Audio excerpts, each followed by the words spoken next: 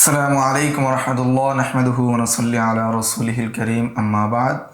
এই দর্শে আমরা 41 থেকে 45 নম্বর কায়দা নিয়ে আলোচনা করব। আল ইকরার হুজ্জাতুন ইয়ালজামু ফি হাক্কিল মুকিররি কা কাযাইল কাযী। 41 নম্বর কায়দা হলো স্বীকারোক্তি যেটা রয়েছে সেটা মুকিররি লাহু মুকিররি অর্থাৎ যে স্বীকার করছে তার হকের মধ্যে কি হবে, আবশ্যক হবে। কা কাযাইল কাযী, যেমনটা কি কাজীর কাজা ফায়সালা হয়।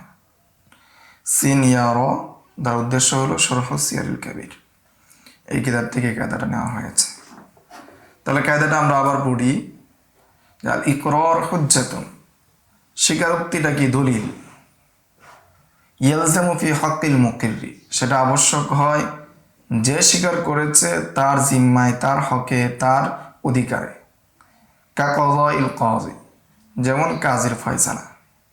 কাজীর ফয়সালা যেমন দলিলের ভিত্তিতে বা ইনার ভিত্তিতে অন্য আরেকজনের বিরুদ্ধে বা অন্য আরেকজনের হকের ক্ষেত্রে কার্যকর হয়, ফয়সালা হয়, তেমনিভাবে যে স্বীকার করেছে তার স্বীকারোক্তিটা তার নিজের যে সম্পদ আছে, নিজের যে হক আছে সেটার ক্ষেত্রে কার্যকর হয়, অন্যের হকের ক্ষেত্রে কার্যকর হয় না।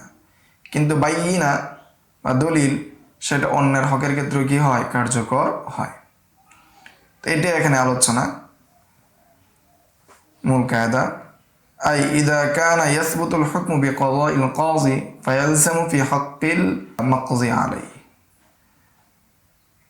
যখন হুকুম কাজীর হুকুমের মাধ্যমে সাব্যস্ত হয় তখন যার বিরুদ্ধে ফয়সালা করা হয়েছে তার হকের ক্ষেত্রে কি সেটা কার্যকর হয়। এমনিভাবে কেউ যদি স্বীকারোক্তি দেয় তাহলে যার জন্য স্বীকারোক্তি দিয়েছে তার জন্য শুধু যে স্বীকারোক্তি দিয়েছে তার হকের ক্ষেত্রেই প্রযোজ্য হবে, অন্য কারো হকের ক্ষেত্রে প্রযোজ্য হবে না। যেমন কেউ স্বীকার করলো যে সে ওইটার মালিক। একজনে বলল, যেমন জায়েদ বলল খালেদ অমুক জমির মালিক বা অমুক জমির মধ্যে তার অংশীদারিত্ব রয়েছে। তা খালেদ যে বলেছে জায়েদ অমুক সম্পত্তির মালিক, এখন যদি ওই সম্পত্তিটা খালেদের অংশীদারিত্বে চলে আসে তাহলে জায়েদ সেটা থেকে পাবে, কারণ এখানে খালেদের যে স্বীকারোক্তিটা তার নিজের হকের ক্ষেত্রে প্রযোজ্য, অন্যের হকের ক্ষেত্রে প্রযোজ্য হবে না। কেননা যে নিজের হকের ক্ষেত্রে সেটা কি হয়, হুজ্জত হয়, অন্যের হকের ক্ষেত্রে সেটা হুজ্জত হয় না। এটাই কায়দা হিসেবে বলা হয়েছে আল ইকরার হুজ্জাতুন ইয়ালজামু ফি হাক্কিল মুকিররি কা কাযাইল কাযী। ইকরার যেটা রয়েছে সেটা হুজ্জত হিসেবে বিবেচ্য হবে যে স্বীকার করেছে তার হকের ক্ষেত্রে, যেমনটা কাজীর ফয়সালা অন্যের ক্ষেত্রে কি হয়, প্রযোজ্য হয়, যার বিরুদ্ধে ফয়সালা করা হয় তার ক্ষেত্রে প্রযোজ্য হয়। এই হলো 41 নম্বর কায়দা। 42 নম্বর কায়দা ইকরারুর রাজুলি বা'দা মা আনকারা সাহিহুন, যে কোনো ব্যক্তি যদি স্বীকার করে, অস্বীকারের পরে, প্রথমে অস্বীকার করেছিল তারপর স্বীকার করেছে, তাহলে সেই স্বীকারটা সহি বলে বিবেচ্য হবে। কোর্টের মধ্যে বা আদালতের মধ্যে কাউকে একটা জিনিস জিজ্ঞাসা করা হলো, সে অস্বীকার করলো, তার পরবর্তীতে আবার তাকে জিজ্ঞাসা করা হলো, এরপর সে স্বীকার করলো, তাহলে পরবর্তী যে স্বীকারোক্তি যেটা রয়েছে সেটা গ্রহণযোগ্য হবে। সিন ইয়া র, এদের উদ্দেশ্য হল সিয়ারুল কাবির, শরহ সিয়ারুল কাবির থেকে এই কায়দাটা নেওয়া হয়েছে। হাসিয়ার মধ্যে উদাহরণ দেওয়া হয়েছে যে কোনো মানুষ যদি দাবি করে যে সে তার গোলাম, কিন্তু সে মিথ্যা বলল যে না আমি কিনা গোলাম না, এরপর সে আবার সত্য বলল, এমন অবস্থায় সে তার গোলাম কি গোলাম না সেটা সে জানে না। যেহেতু প্রথমে অস্বীকার করেছে এরপর আবার স্বীকার করেছে, আর অবদিয়তের যে বিষয়টা, দাসত্বের যে বিষয়টা তার হকের সাথে সম্পৃক্ত, সেই জন্য সেটা কার্যকর হবে। এটি বলা হয়েছে ইকরারুর রাজুলি বাদা মা আনকারা সাহিহ, যে কোনো ব্যক্তির স্বীকারোক্তি অস্বীকারের পরে সেটা সহিহ এবং বিবেচ্য। 43 নম্বর কায়দা ইকরারুল মুকিররি ইন্নামা ইয়াসবুতু ফি হাক্কিহি খাসাতান। তো মুরাদিফ কায়দা পূর্বেও গিয়েছে, স্বীকারকারীর স্বীকারোক্তিটা সাব্যস্ত হবে তার হকের ক্ষেত্রেই বিশেষভাবে। স্বীকারোক্তিটা সাব্যস্ত হবে এককভাবে তার হকের ক্ষেত্রেই। সিন ইয়া র দ্বারা উদ্দেশ্য হলো শরহ সিয়ারুল কাবির। এই কিতাব থেকে এই কায়দাটা নেওয়া হয়েছে। তো পূর্বে আমরা জেনেছি, তারপর আবার এখানে বলছে, আলোচনা করছি। ইকরারুল মুকিররি ইন্নামা ইয়াসবুতু ফি হাক্কিহি খাসাতান, স্বীকারকারীর স্বীকারোক্তিটা সাব্যস্ত হবে তার হকের ক্ষেত্রে, অন্য কারো হকের ক্ষেত্রে সাব্যস্ত হবে না। যেমন উদাহরণস্বরূপ, কোনো ব্যক্তির প্রসিদ্ধ ছেলে, যে এই ব্যক্তির যে প্রসিদ্ধ ছেলে এটা সবাই জানে। এখন যদি সে দাবি করে যে অমুক আমার ভাই, তাহলে হুকুম হলো যে সে যে মিরাজ পাবে সেই মিরাজের মধ্যে তার ভাইয়ের অংশীদারিত্ব আসবে। কিন্তু তাদের ভাইয়েরা যেহেতু স্বীকার করে নাই, যে ব্যক্তি স্বীকার করেছে তার অন্যান্য যে প্রসিদ্ধ ভাই যারা রয়েছে তারা যেহেতু স্বীকার করে নাই, সেজন্য তাদের সম্পত্তি থেকে যার জন্য স্বীকার করা হয়েছে সে কোনো অংশ পাবে না। কেননা ভাই স্বীকার করা মানে কি? নসব সাব্যস্ত করা, তার বাবার হকের মধ্যে নসব সাব্যস্ত করা। 2 নম্বর হলো মালের অংশীদার হওয়া। আর স্বীকারোক্তির মাধ্যমে যে নসব যেটা রয়েছে সেটা শুধু নসব সাব্যস্ত হবে এবং সেটা নিজের ক্ষেত্রে সাব্যস্ত হবে, অন্যের ক্ষেত্রে কি হবে না? সাব্যস্ত হবে না। এই জন্য যে স্বীকার করেছে তার মাল থেকে সে দিতে হবে, উত্তরাধিকারী দিতে হবে, মিরাজ দিতে হবে, তালিকা দিতে হবে।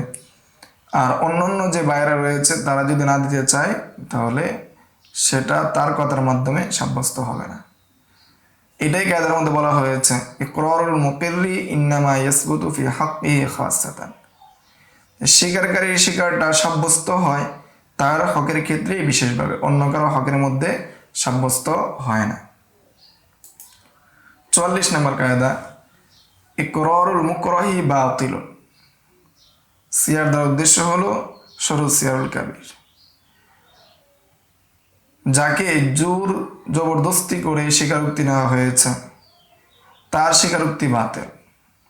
বর্তমান জেলের মধ্যে মানুষকে অনেক রকম টর্চার করে স্বীকারোক্তি নেওয়া হয়, ওই ধরনের স্বীকারোক্তি কি? বাতিল, সেটা কিনা গ্রহণযোগ্য না। কেননা স্বীকারোক্তির জন্য শর্ত হলো স্বীকারকারীর সন্তুষ্টি চিত্তে স্বীকার করা। এখন যদি বাধ্য করে স্বীকার করা হয়, স্বীকার নেওয়া হয়, তাহলে সেই স্বীকারোক্তি কি হবে না? গ্রহণযোগ্য হবে না, বরং বাতিল বলে গণ্য হবে। অনুরূপভাবে কেউ যদি কি করে বাধ্য হয়ে স্বীকার করে সে কি চোর, তাহলে কত মুতাআখিরিন কেরামগণ বলেন যে জামানার যে সমস্যা, যে জামানার যেই পরিবর্তন, সময় অরুফের যে পরিবর্তন আসছে, সেই পরিবর্তনের কারণে বলেন যে তাকে চুরি হিসেবে কি সাব্যস্ত করা হবে। অনুরূপভাবে আরেকটি কায়দা হলো যে এর কায়দার আরেকটি উদাহরণ হলো যে কোনো ব্যক্তিকে যদি কি করা হয়, জেলে বন্দি করা হয়, প্রহার করা হয় বা বন্দি করা হয়, এরপরে যদি সে স্বীকার করে তাহলে তার এই স্বীকারোক্তিটা গ্রহণযোগ্য হবে না। কেননা কায়দা হলো ইকরারুল মুকরাহি বাতিলুন। এখন সেই ইকরাটা সে বন্দির মাধ্যমেই হোক অথবা হত্যার মাধ্যমেই হোক, সর্বাবস্থায় বাতিল বলেই গণ্য হবে। 45 নম্বর কায়দা আকবারুর রায় বিমানজিলাতিল ইয়াকিন ফিমা ইউবতানা আলাল ইহতিয়াত। ফিমা ইউবতানি আলাল ইহতিয়াত। আকবারুর রায়, আকবারুর রায় তার উদ্দেশ্য হলো জন্নে গালেব, প্রবল ধারণা। 100-র মধ্যে 80, এটাকে বলা হয় প্রবল ধারণা। এর মধ্যে আছে ওয়াহাম। ওয়াহাম দ্বারা উদ্দেশ্য হলো 50-50, হওয়া না হওয়া উভয়টি কি সমান। আকবর রায় দ্বারা উদ্দেশ্য হলো জন্নে গালেব বা প্রবল ধারণা। তো প্রবল ধারণা যেটা, সেটা কি ইয়াকিনের স্তরে, ইয়াকিনের স্তরে ধরা হবে, যেখানে ইয়াকিনীভাবে জানা যাবে না, ইয়াকিনীভাবে জানার কোনো রাস্তা থাকবে না, সেই জায়গায় প্রবল ধারণাকে ইয়াকিনের স্তরে গণ্য করা হবে। ফিমা ইয়াবতানি আলাল ইহতিয়াত, যেটা সতর্কতার জায়গা, যেটার ভিত্তি কি সতর্কতা, সেই জায়গার মধ্যে জন্নে গালেবকে ইয়াকিনের স্তরে গণ্য করা হবে। সতর্কতার জায়গায় বা যেটার ভিত্তি সতর্কতায়, ইহতিয়াতের মধ্যে, সেই জায়গায় জন্নে গালেবকে ইয়াকিনের স্তরে বিবেচনা করা হবে। সিনিয়র ওয়াদার উদ্দেশ্য হলো শরহুদ সিয়ারুল কাবির, এই কিতাব থেকে এই কায়দা নেওয়া হয়েছে। এখানে উদাহরণ দেওয়া হয়েছে যে যদি মুসলমানরা কাফেরদের উপর আক্রমণ করে, এমত অবস্থায় কাফেররা যদি বলে যে চুক্তি যে শেষ হয়েছে সেই বিষয়ে দুবাসী, যে মুতারজিম দুবাসী, সে আমাদেরকে এই বিষয়ে কোনো সংবাদ দেয়নি, বরং সে আমাদেরকে সংবাদ দিয়েছে যে আপনারা চুক্তি বৃদ্ধি করেছিলেন, চুক্তির সময় বাড়িয়েছিলেন, তাহলে এই কাফেরদের যে এই কোল বা এই বাণী, সেটা বাতিল বলে গণ্য হবে, সেটা বিবেচ্য করা হবে না। কেননা তারা নিজেরাই কি করেছে, মুতারজিম নিযুক্ত করেছে, নিজেরাই দুবাসী নিযুক্ত করেছে। এখন তারা যেহেতু নিজেরা দুবাসী নিযুক্ত করেছে, সেটা খায়েন ছিল, খেয়ানতকারী ছিল, মৃত্যুক ছিল, সেটার দায় তাদের উপরে কি বর্তাবে। এবং এই জায়গার মধ্যে মুসলমানদের জন্য কিনা সক্ষমতা নেই যে তারা প্রকৃত খবরটা জানবে, এখানে কি মুতারজিম দুবাসী, তুর্জমান দুবাসী কি করেছে, মিথ্যা বলেছে নাকি তারা মিথ্যা বলছে, এর হাকিকত সম্পর্কে মুসলমানরা জানার কিনা কোনো ধরনের মাধ্যম বা পথ নেই।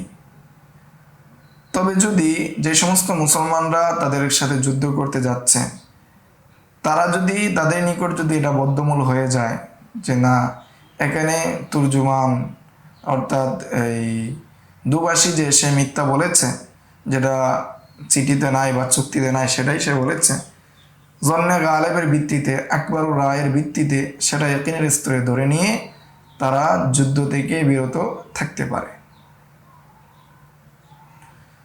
আর যদি তাদের জন্যে গালেব হয় না, এখানে তুর্জুমান যে রয়েছে সে সঠিকই বলেছে,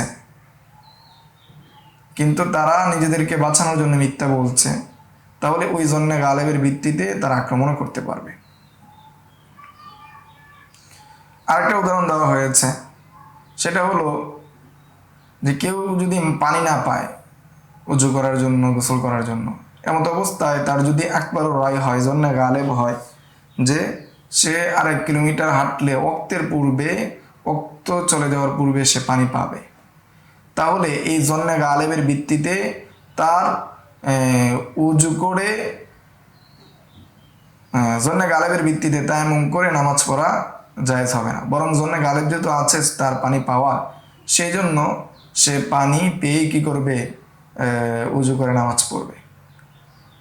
অন্যথায় সে জন্নে গালেবের ভিত্তিতে সে তায়াম্মুম করলো না, পানির জন্য অপেক্ষা করছে, যদি রক্ত ছুড়ে যাওয়ার সম্ভাবনা তৈরি হয়, তাহলে সে আবার কি করে ফেলবে, তায়াম্মুম করে নামাজ আদায় করে নেবে। এটাই 45 নম্বর কায়দা, আকবর রায় বিমানজিলাতুল ইয়াকিন ফিমা ইউতানা আল ইহতিয়াত। জন্নে গালেব যেটা, সেটা ইয়াকিনের স্তরে, যে সমস্ত বিষয়গুলো ইহতিয়াতের উপর ভিত্তি, সতর্কতার উপর ভিত্তি। তো এই ছিল 41 থেকে 45 নম্বর কায়দা। সামনের দর্শে আমরা 46 থেকে 50 নম্বর কায়দা পর্যন্ত আলোচনা করব ইনশাআল্লাহ। আসসালামু আলাইকুম ওয়া রাহমাতুল্লাহ। يؤتي الحكمة من يشاء ومن يؤت الحكمة